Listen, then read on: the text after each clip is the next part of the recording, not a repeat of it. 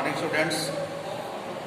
बेटा आपको last time हम बता दिया था, लेंस मेकर फार्मूला बता दिया था, और आज हम बताएंगे आपको संपर्क में रखे दो लेंसों के लिए फोकस दूरी का व्यंजक, combination of lens in contact, यानी संपर्क में रखे लेंसों का संयोजन बताएंगे। तो ध्यान दीजिएगा।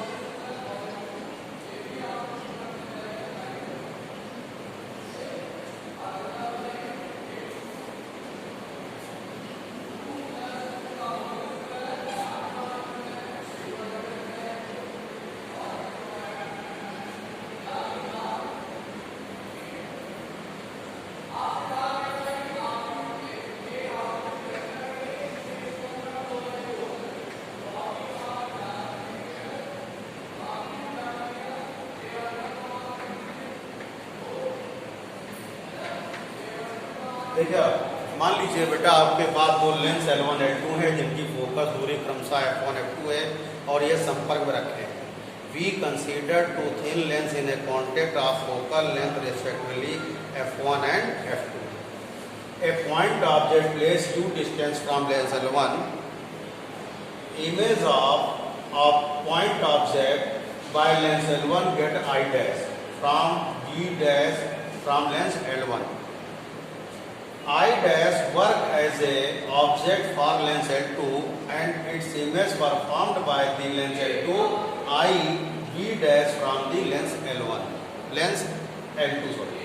अब देखिएगा, मान लीजिए दो लेंस आपके संपर्क में रखे हैं जिनकी फोकस दूरी F1 F2 है और लेंस L1 से U दूरी पर एक बिंदु वस्तु को रखी है जिसका प्रतिबिंब लेंस L1 से B डैश दूरी पर I डैश बनता है, जो कि लेंस L2 के लिए वस्तु का कार्य करता है, और I डैश का प्रतिबिंब बिंदु क्या कहते हैं, I डैश का प्रतिबिंब लेंस L2 से B दूरी पर I बनता है।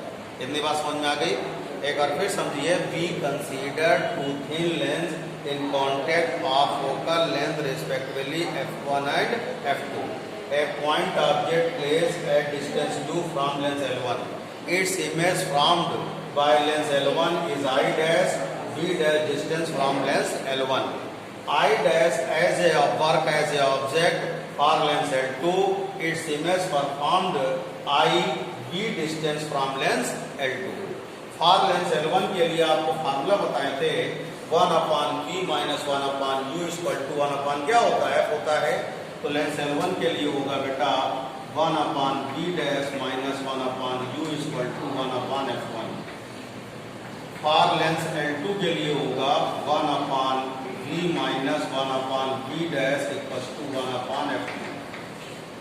On adding equation first and second, समीकरण नंबर 1 और 2 को जोड़ने पर जब आप जोड़ेंगे तो 1/B dash minus 1/U equal to 1/F1, 1/B minus 1/B dash equals to 1/F2। बेटा ऐड करिएगा तो देखिए ये कैंसिल हो गया। 1/B minus 1/U equal to 1/F1 plus 1/F2, ये आ गया आपके पास। अब मान लीजिए इन दोनों लेंसों के प्लेस पर एक ऐसा लेंस प्लेस कर दें, यानी दोनों लेंसों के स्थान पर एक ऐसा लेंस रखें जिसकी फोकस दूरी क्या है, कैपिटल F है। तो उसके लिए क्या होगा 1/B minus 1/U equal to 1/F, equation number 4। अब देखिएगा, ऑन कंपेयरिंग इक्वेशन 4 एंड 3, यानी समीकरण नंबर 3 और 4 की अगर आप तुलना करेंगे, कंपेयर करेंगे, तो 1/F इक्वल टू आएगा 1/F1 प्लस 1/F। ये आ गया कंबाइंड लेंस की फोकल लेंथ, कंबाइंड लेंसों की फोकल लेंथ आ गई, यानी 1/F equal to 1/F1 plus 1/, क्या होगा F2। आपको मालूम है पावर कैसे निकालते हैं, लेंस की क्षमता फोकस दूरी के व्युत्क्रम के बराबर होती है। Power of lens is reciprocal, power of lens is reciprocal to the focal length, यानी कि 1/F को लिखेंगे P, इसको लिखेंगे P1, इसको लिखेंगे P2। तो देखिए ये आपकी कंबाइंड लेंस की आ गई, पावर आ गई बेटा। तो V ये था बेटा कंबाइंड सब कॉन्टेक्ट में दो लेंस रखे हुए हैं, उनकी कंबाइंड लेंस की फोकल लेंथ एंड पावर, यानी लेंस की संपर्क में रखे दो लेंसों की फोकस दूरी और उनकी क्षमता। ठीक है, देखिए बेटा, अगर लेंस की फोकस दूरी पर माध्यम के अपवर्तनांक का प्रभाव, लेंस की फोकस दूरी पर माध्यम के अपवर्तनांक का प्रभाव, यानी effect on focal length of the lens of our medium, यानी मीडियम के रिफ्लेक्टिव इंडेक्स का फोकल लेंथ पर क्या इफेक्ट होता है, ये हम आपको बताएंगे।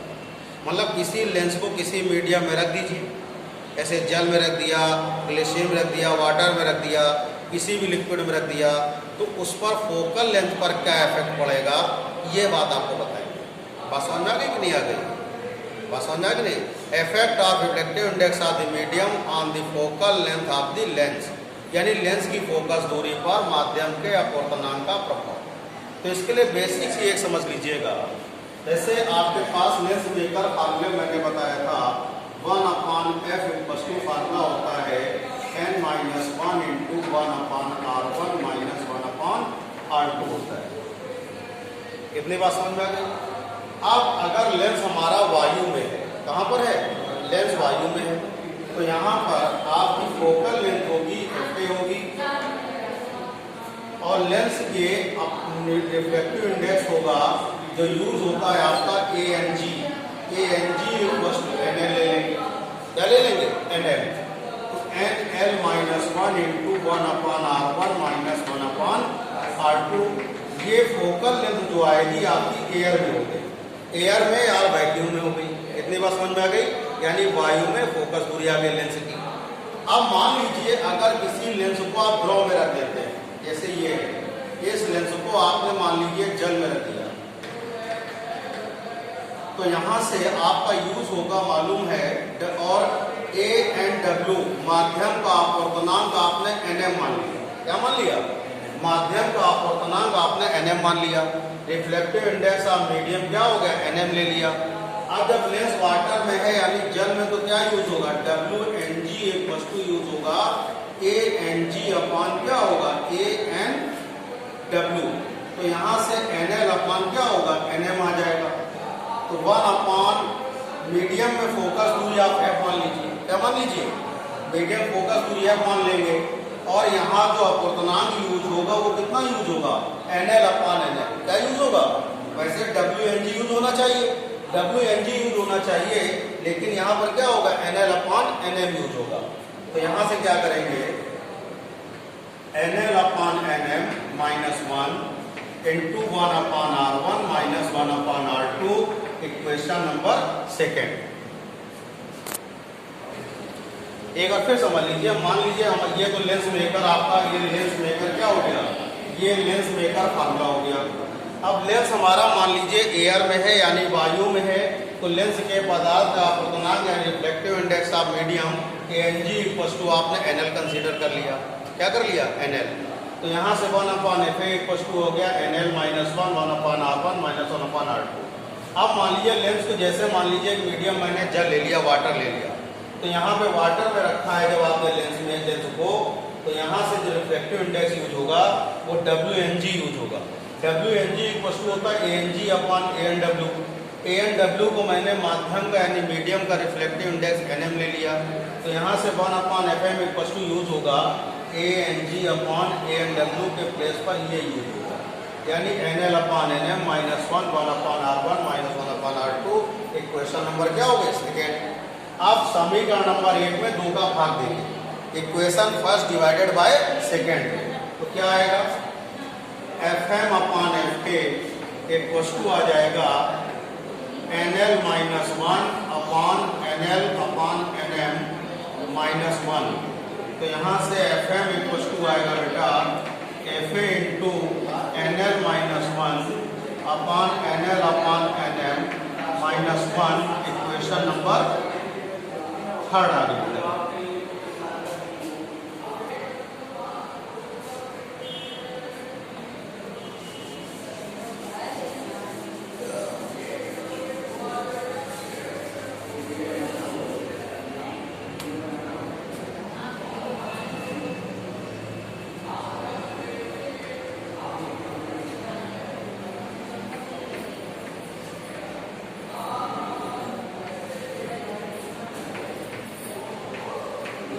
देखिए बेटा, अब यहाँ पर तीन घंटे के जब दो वस्तुओं की कंपेयर करते हैं यानी तुलना करते हैं तो उसमें दो ही बातें होती हैं। अगर कंपेयर करेंगे तो एक की वैल्यू एक दूसरे से ज़्यादा होगी, कम होगी या बराबर होगी। तीन ही कंडीशन बनती, चौथी कंडीशन आज तक नहीं बनी। तो पहला केस लेंगे यहाँ पर, case first, NL is greater then NM, यानी कि लेंस के पदार्थ का अपवर्तनांक माध्यम के अपवर्तनांक से अधिक है। Reflective index of lens is greater than reflective index of the medium, lens के पदार्थ का अपवर्तनांक माध्यम के अपवर्तनांक से ज्यादा है। तो उस कंडीशन में क्या होगा बेटा, NL upon NM is greater then 1 है। इस बात का ध्यान रखिए। अब एक बात और ध्यान समझिएगा यहाँ पर, अगर NL अपॉन NM की वैल्यू 1 से ज्यादा है, क्या है, 1 से ज्यादा है, अगर ये वैल्यू क्या है, 1 से ज्यादा है, NL अपॉन NM की वैल्यू यहाँ पर हम 1 से ज्यादा रख रहे हैं तो कितना आएगा ध्यान दीजिएगा, NL अपॉन NM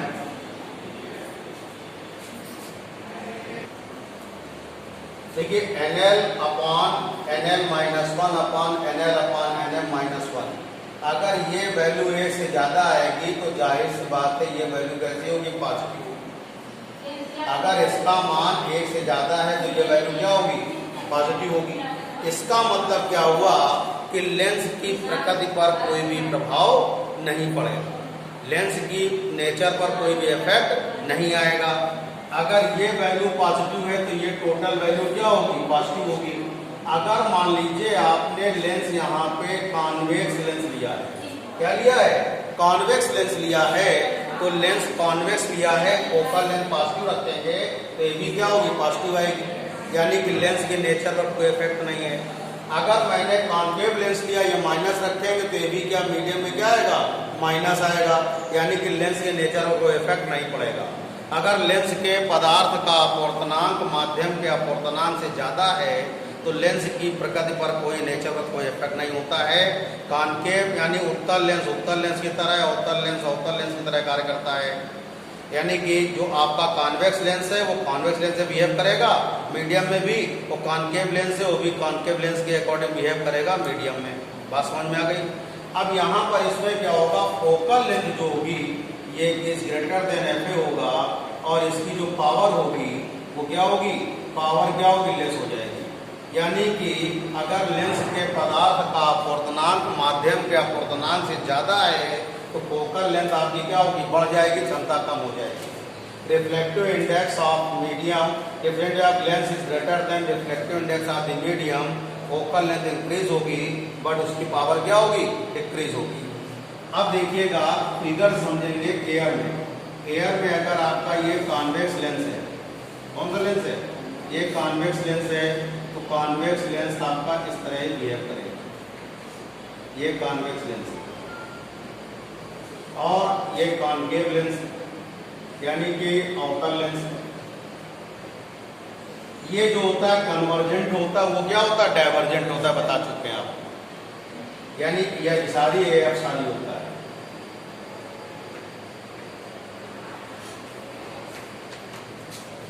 और मीडियम में क्या होगा, इसका मीडियम में फिगर यही आएगा, क्योंकि लेंस के फिगर में कोई भी इफेक्ट नहीं आएगा क्योंकि नेचर चेंज नहीं हुआ।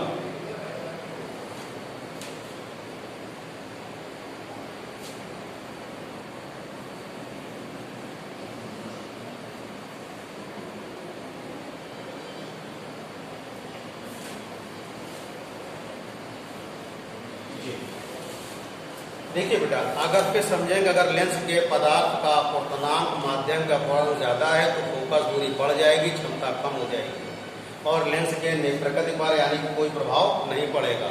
If reflective index of lens is greater than reflective index of medium then focal length increase and power it decrease and no effect the nature of the lens, lens के nature कोई effect नहीं आएगा।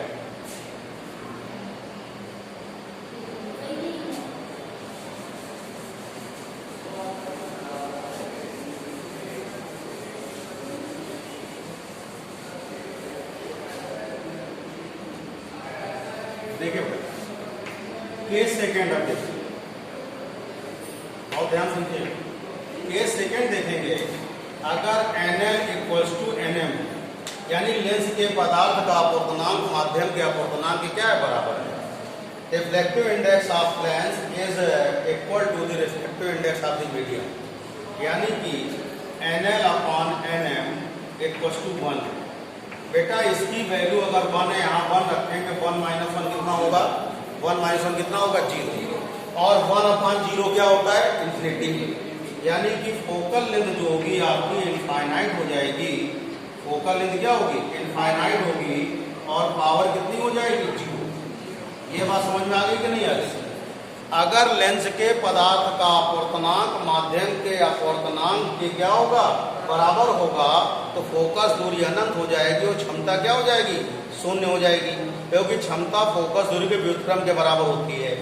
If refractive index of lens is equal to the reflective index of medium, then focal length is infinite and power is 0 because power is of lens inversely reciprocal of the focal length। बात समझ में आ गई। और lens में क्या होगा, lens एक आपका एक ग्लास प्लेट की तरह बिहेव करेगा, यानी कि उसमें लेंस की प्रॉपर्टी क्या होगी खत्म हो जाएगी, कैंसिल हो जाएगी, लेंस प्रॉपर्टी उसमें समाप्त हो जाएगी। उसका रीजन है, देखिए रिफ्लेक्शन तभी होता है जब मीडियम चेंज हो। रिफ्लेक्शन कब होगा जब मीडियम चेंज हो, तो जब मीडियम नहीं चेंज होगा तब तक रिफ्लेक्शन होगा ही नहीं।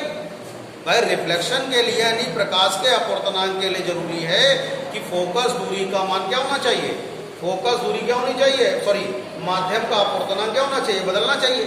और जब माध्यम बदलेगा ही नहीं, जब माध्यम ही चेंज नहीं होगा तो उस स्थिति में क्या करेंगे आप, जब माध्यम ही चेंज नहीं हो रहा है वहां पर तो क्या होगा अपवर्तन तो होगा ही नहीं, यानी लेंस की प्रॉपर्टी क्या होगी खत्म हो गई वहां पर। तो एयर में जो इसका फिगर आएगा वो इस तरह से आएगा।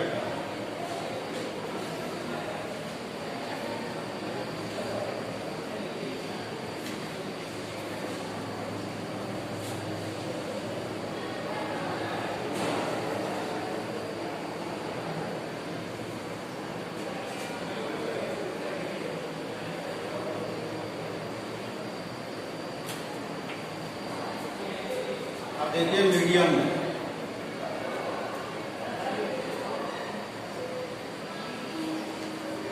में जब इसका रिफ्लेक्शन नहीं होगा तो इस तरह की जाएंगे आपकी, जाएंगे नहीं जाएंगे। तो जो मीडियम यहाँ है वही मीडियम यहाँ है, वही मीडियम यहाँ है। लेंस का पदार्थ का जो मीडियम है और लेंस के पदार्थ का अपवर्तन माध्यम का अपवर्तन बराबर है। जब यहाँ पे मीडियम चेंज नहीं हुआ तो यहाँ पे रिफ्लेक्शन होगा ही नहीं। बात समझ आ गई।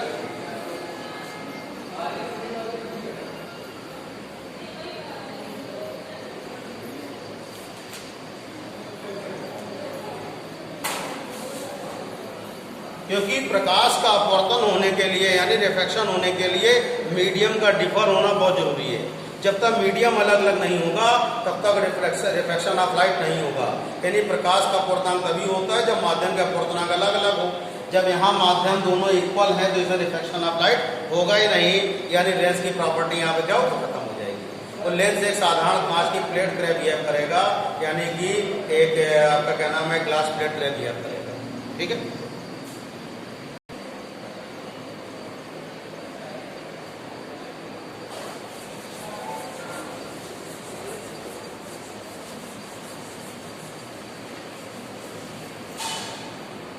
देखिए केस थर्ड,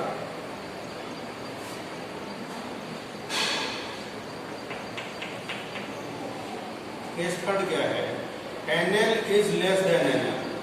अगर लेंस के पदार्थ का अपवर्तनांक माध्यम के अपवर्तनांक से क्या है कम है। Reflective index of lens is less than reflective index of medium. तो NL upon NM is less than 1। बहुत ध्यान समझिएगा बात को बेटा। अगर ये वैल्यू 1 से कम है यानी 1 से लेस देन है तो ये पोर्शन पूरा निगेटिव हो जाए कि नहीं हो जाए।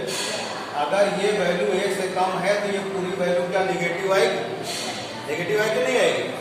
तो यहाँ पर लेंस की प्रकृति बदल जाएगी, नेचर बदल जाएगा। अगर मान लीजिए हमने उत्तल लेंस यानी कॉन्वेक्स लेंस लिया तो फोकल लेंथ कैसे रखेंगे प्लस, ये पूरी वैल्यू कैसी है माइनस, तो प्लस माइनस क्या होगा, ये क्या आएगा माइनस, यानी उत्तल लेंस अवतल लेंस हो जाएगा। बस समझ आ गई कि नहीं आ गई। यानी कि कॉन्वेक्स लेंस कॉन्केव लेंस से बिहेव करेगा।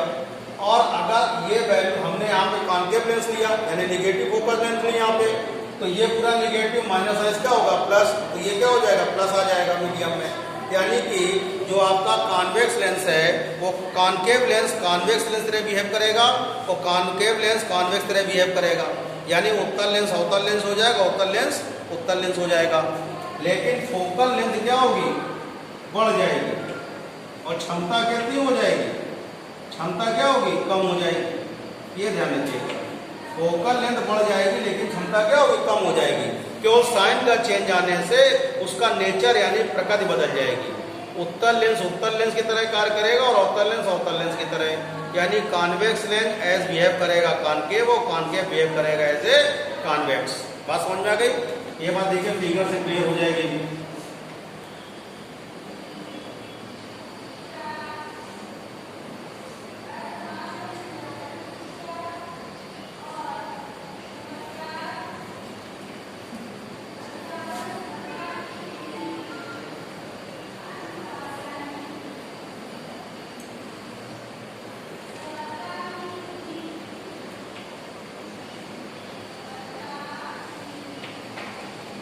अब मीडियम में क्या होगा ध्यान दीजिएगा।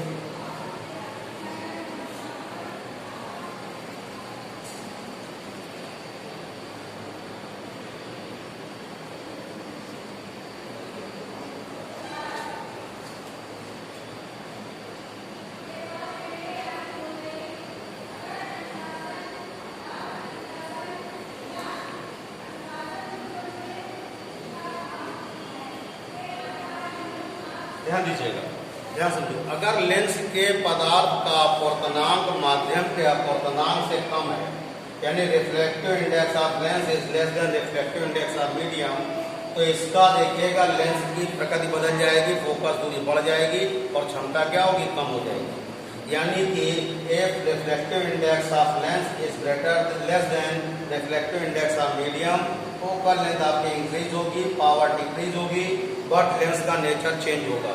यानी कॉन्केव लेंस कॉन्वेक्स की तरह और कॉन्वेक्स कॉन्केव की तरह बिहेव करेगा। तो ये था बेटा फोकस दूरी पर लेंस माध्यम के पदार्थ माध्यम के अपवर्तनांक का प्रभाव। Effect of reflective index on focal length of the lens. इतनी बात क्लियर हो गई?